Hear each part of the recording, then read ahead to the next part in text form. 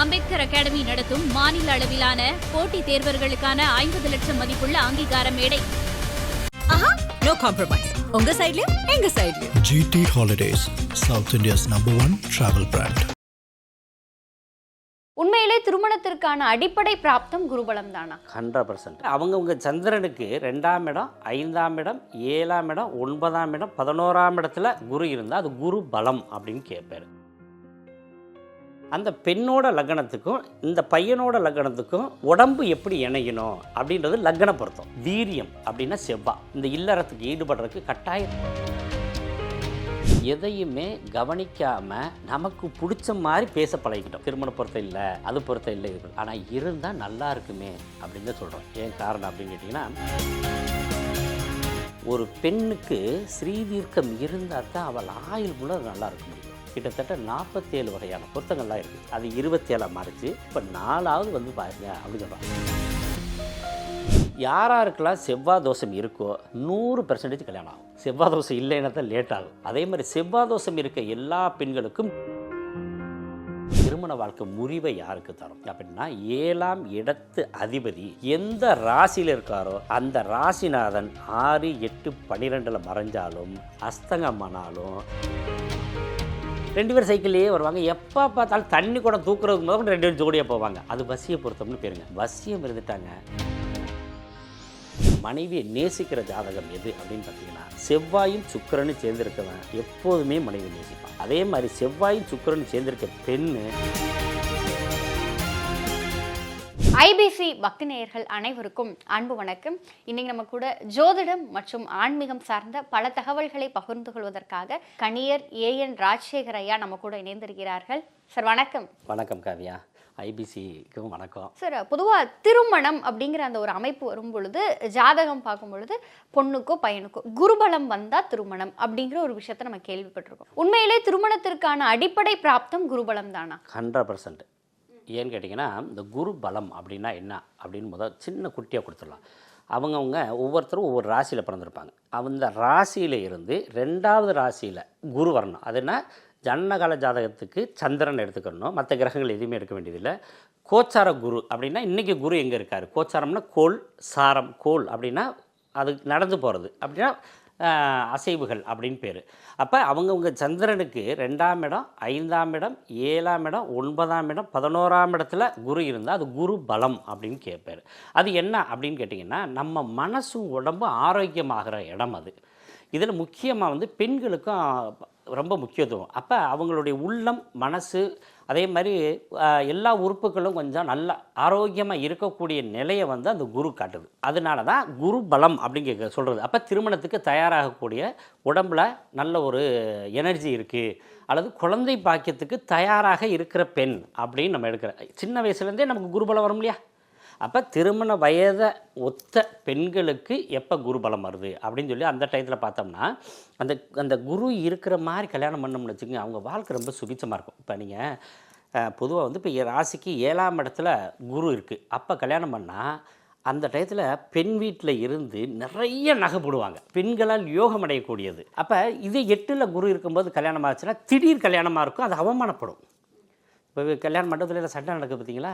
அதெல்லாம் வந்து இது இந்த 1ஆம் இடம், 3ஆம் இடம், 4ஆம் இடம், 6ஆம் இடம், 8ஆம் இடம், 12ஆம் இடத்துல இருந்துச்சுன்னா திடீர்னு ப்ரோக்ராம் நடக்கும். அதே மாதிரி குழந்தை பாக்கியம் வந்து வெயிட் பண்ண வேண்டிய சூழ்நிலை இருக்கும். அப்புறம் உறவுகள் வர்றது தாமதமாகும், அல்லது அன்னைக்கு மழை பெஞ்சு நம்மளால் வர முடியாமல் போயிடும். இப்படி ஒவ்வொரு ராசிக்கும் ஒவ்வொரு இடத்துக்கும் ஒரு பலன் இருக்குது.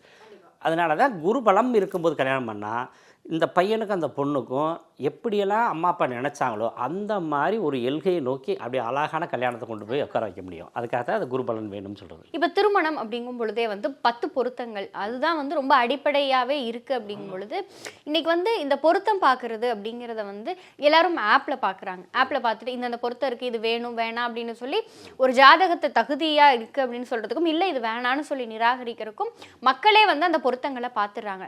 இந்த 10 பொருத்தங்கள் அப்படிங்கிறத நீங்கள் எப்படி பார்க்குறீங்க? இதை மக்களே பார்க்குறாங்க அப்படிங்கிற அந்த அணுகுமுறையை ஒரு ஜோதிடராக நீங்கள் எப்படி பார்க்குறீங்க? 10 பொருத்தம் பார்க்காம திருமணம் பண்ணால் அதனுடைய வாழ்க்கை தரமே வேறு. ஏன்னு கேட்டிங்கன்னா, இப்போ நீங்கள் நானும் மிஞ்சி போனால் உங்களுக்கெல்லாம் ஒரு 20 வயசு இருக்கும், எனக்கு ஒரு 50 வயசு. நம்ம வாழ்ந்த காலங்கள் 50 தான். அப்போ முன்னோர்கள் எவ்வளோ காலத்துக்கு முன்னாடி வாழ்ந்துருப்பாங்க. அவங்க ஒரு ஷெட்யூல் போட்டிருப்பாங்க இல்லையா, இதுக்கு இன்ன விஷயம் அப்படின்றத நம்ம தெரியாமையே பொருத்தம் பார்க்காம கல்யாணம் பண்ணக்கூடாது, அதை பார்க்காமையே கல்யாணம் பண்ணலான்னு சொல்லக்கூடாது. ஏன்னா அனுபவம்னு ஒன்று இருக்கு இல்லையா, அந்த மாதிரி ஒவ்வொன்றுக்கும் ஒவ்வொரு அனுபவம் இருக்குது. இப்போ நீங்கள் கிராமத்தில் போனாலும் சரி, டவுனுக்குள்ளே போனாலும் சரி, நீங்கள் பொருத்தம் இல்லைன்னா அங்கே அந்த திருமண அமைப்பாளரே உங்களுக்கு ஜாதகம் கொடுக்க மாட்டார். ஏன்னு கேட்டிங்கன்னா அனுபவம் அவங்களுக்கு. ஏன்னா இத்தனை பொருத்தம் இருந்தால் தான் அவங்களுக்கு ஓரளவுக்கு ஒரு குறைஞ்சபட்சம் 4 பொருத்தமாக இருக்கும், ஒரு வாழ்க்கை ஓட்டிக்கலாம் அப்படின்னு ஒரு ஷெட்யூல் அவங்களுக்கு தெரியும். உண்மையிலேயே நீங்கள் எதில் பார்த்தாலும் சரி, 10 பொருத்தம் இருக்குதான்னு பார்த்துக்கணும். அதில் எத்தனை பொருத்தம் மினிமம் 4 தாண்டி இருந்தால் கூட போதும். 4 பொருத்தம் இருந்தாக்கா அவங்க ஒரு வாழ்க்கை வாழ்ந்துக்கலாம். 5 பொருத்தம் இருந்துச்சுன்னா இப்படி ஒவ்வொன்றுக்கும் ஸ்டெப் இருக்குது. அது என்னென்ன காரணம்னு சொல்கிறேன். இந்த பொருத்தம் பார்த்ததுக்கு பின்னாடி கிரக பொருத்தம்னு ஒன்று பார்ப்போம். ஒவ்வொரு கிரகத்துக்கும் இப்போ நம்மளுடைய லக்னம் உடம்பு, அந்த பெண்ணோட லக்னத்துக்கும் இந்த பையனோட லக்னத்துக்கும் உடம்பு எப்படி இணையணும் அப்படின்றது லக்ன பொருத்தம். மனசு சந்திரன், அப்போ இவனோட மனசும் அந்த பொண்ணோட மனசும் ஒத்து போகுமான்னு பார்க்குறதுக்கு சந்திரனோட வச்சு பார்க்குறது. வீரியம் அப்படின்னா செவ்வாய், இந்த இல்லறத்துக்கு ஈடுபடுறதுக்கு கட்டாய செவ்வாய் வேணும். அப்போ இவனோட செவ்வாய்க்கும் பெண்ணோட செவ்வாய்க்கும் எப்படி இருக்குது? இப்போ பார்த்தீங்கன்னா லக்னம் 6-8 இருக்கக்கூடாது, சந்திரன் 6-8 இருக்கக்கூடாது, செவ்வாய் 6-8 இருக்கக்கூடாது.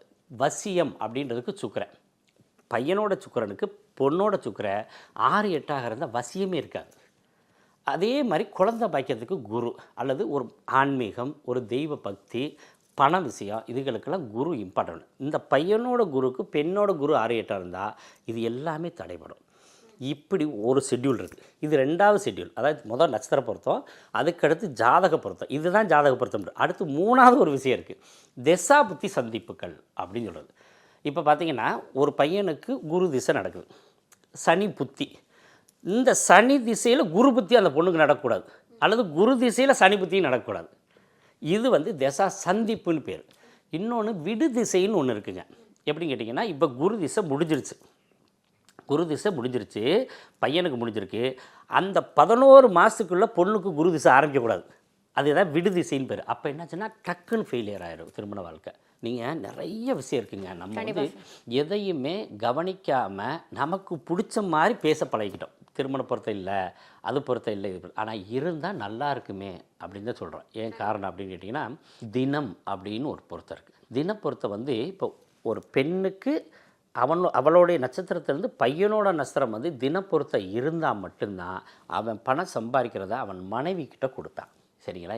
ஏன்னா சேர்த்த பணத்தை சிக்கனமாக செலவு செய்யாமல் பக்குவமாக அம்மா கையில் கொடுத்து வை அப்படின்னு சொன்னாங்க. கல்யாணம் ஆகந்தட்டிக்கு அம்மா கிட்ட கொடுக்கணும், கல்யாணம் ஆனதுக்கு பின்னாடி மனைவி கிட்ட ஒப்படைக்கணும். அப்போ தான் அவனோட நேர்மை அங்கே தெரியும். இல்லாட்டி எப்படி வருமானம் வரும்னு கண்டுபிடிக்க முடியாது இல்லையா, தப்பான வழியில் வரக்கூடாது இல்லையா. அப்போ இன்னொரு விஷயம்னா, எங்கே வேலை பார்க்குறான், எவ்வளவு சம்பளம் அப்படின்றது இந்த மனைவிக்கு தெரியும். இந்த பொருத்தம் இல்லைன்னா அவன் எங்கே வேலை பார்க்குறானே தெரியாது. என்னம்மா வேலை பார்க்குறேன் அவங்க வீட்டுக்காரு, ஏதோ ஒரு ஆஃபீஸ் தாங்க சார் போயிட்டுருக்காரு, அதெல்லாம் எங்கே நம்மள்ட்ட சொல்கிறாங்க, நீங்கள் வேணால் இதெல்லாம் செக் பண்ணுங்கள். இது மனசு உடம்பு எல்லாம் தொடர்புடையது. இதில் ஸ்ரீதீர்க்க பொருத்தம்னு ஒன்று இருக்குது. ஒரு பெண்ணுக்கு ஸ்ரீதீர்க்கம் இருந்தால் தான் அவள் ஆயுள் கூட நல்லா இருக்க முடியும். கல்யாணம் பண்ண நோயாளி ஆகி போயிட்டான்னா மனைவி என்ன பண்ணுறது? நோய் இல்லாமல் இருந்தால் தான் அவனையும் நல்லா பார்த்துக்கிற முடியும், அவங்க குடும்பத்தாரையும் நல்லா பார்த்துக்கிற முடியும், குழந்தை பெற்றுக்கிற யோகியதையும் இருக்கும், குழந்தைகளை வளர்க்குற யோகியதையும் இருக்கும். ரைட்டுங்களே? உடல் ஆரோக்கியம் இல்லைன்னா எப்படி இருக்கும்னு கேட்டிங்கன்னா, இப்போ நீங்கள் ஒரு டிப்ரெஷனில் இருக்கீங்க, யாராவது எதாவது கேட்டால் என்ன பண்ணுறீங்க, கோவப்படுறீங்க இல்லையா? அப்போ ஸ்ரீதீர்க்கம் இருக்கிற பெண் தான் மென்மையாக இருப்பாள், அவ்வளோ அழகு தேவதை மாதிரி இருப்பாள் ஸ்ரீதீர்க்கம் இருந்துச்சா.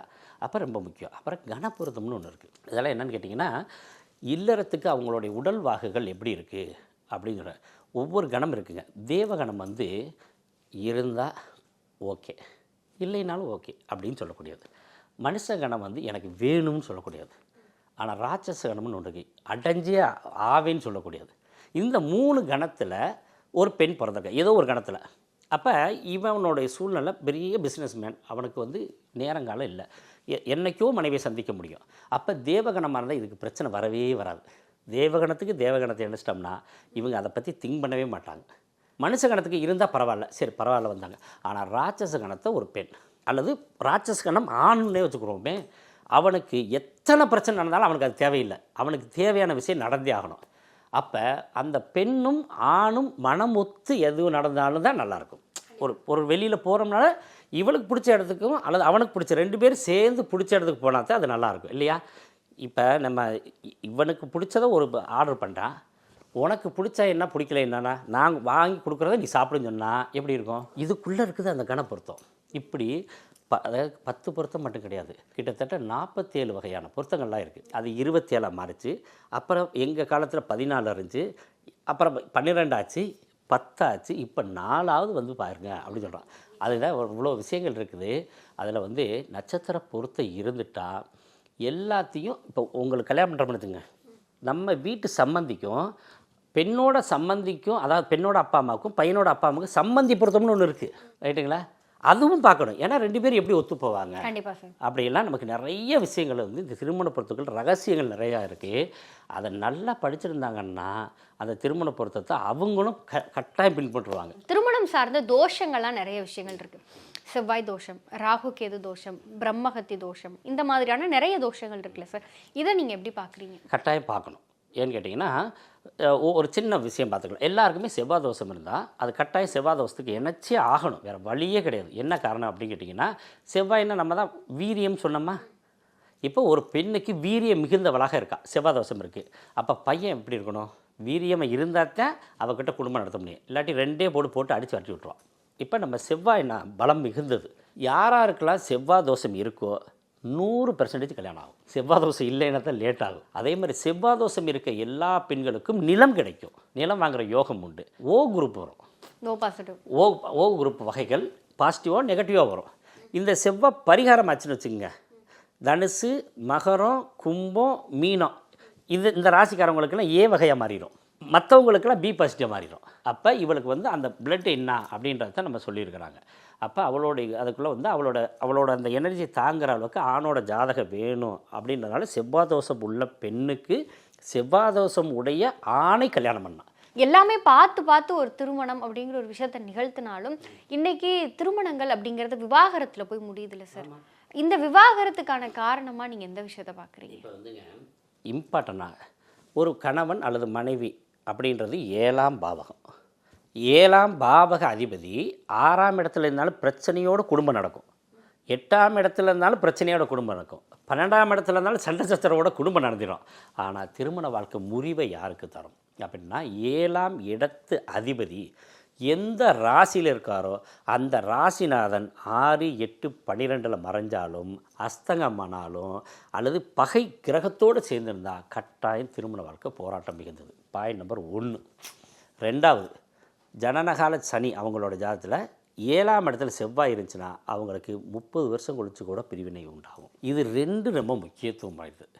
இந்த 2 இல்லாமல் இருந்துட்டா அவங்களுக்கு எத்தனை தோஷம் இருந்தாலும் பிரச்சனை இல்லை, எந்த தோஷமே இல்லைன்னா பரவாயில்ல, 4 பொருத்தமாக இருந்தால் கூட வாழ்க்கை ஓடிடும். ஏன்னா இந்த 7ஆம் இடம் தான் ரொம்ப முக்கியத்துவம். அதே மாதிரி பண விஷயத்துக்கு 2ஆம் இடம், குழந்தை விஷயத்துக்கு 5ஆம் இடம், இப்படி ஒவ்வொன்றுக்கும் அடுத்தடுத்த விஷயங்கள். ஆனால் 7ஆம் பாவகம் தான் ஒருத்தனோட ஒரு பையனோட மனைவி எப்படி வருவா, அந்த பெண்ணுக்கு கணவன் எப்படி வருவான் அப்படின்றது 7ஆம் இடம் மட்டும் நல்லா இருக்கணும். அதாவது ஏதேனும் ஒரு சுபரோட பார்வையில் இருந்தால் கூட போதும், அல்லது இவருக்கு வீடு கொடுத்தவர் நல்ல நிலைமையில் இருந்தால் கூட அந்த திருமண வாழ்க்கை ஒரு நல்ல அற்புதமாக வாழ்க்கை ஓடிக்கிடுவாங்க. காலம் கடந்த பின்பும் காதல் அப்படின்னு சொன்னால் எத்தனை வருஷம் ஆனாலும் அவங்க ஒரு கணவனுக்கும் மனைவிக்கும் இல்லை இருக்க அந்த காதல், அந்த அன்பு, பாசம், நேசம்லாம் குறையாமல் அது ஆரம்பத்தில் எப்படி இருந்துச்சோ அது இறுதி காலம் வரை அதே மாதிரி இருக்கும். அப்படின்னா நல்லா வாழ்ந்தவங்களுடைய ஜாதகத்தையும் நீங்கள் பார்த்துருக்கீங்களே, அவங்க ஜாதகத்தில் என்ன மாதிரியான அமைப்புகள் இருக்கும்? வசிய பொருத்தம்னு ஒன்று இருக்குங்க.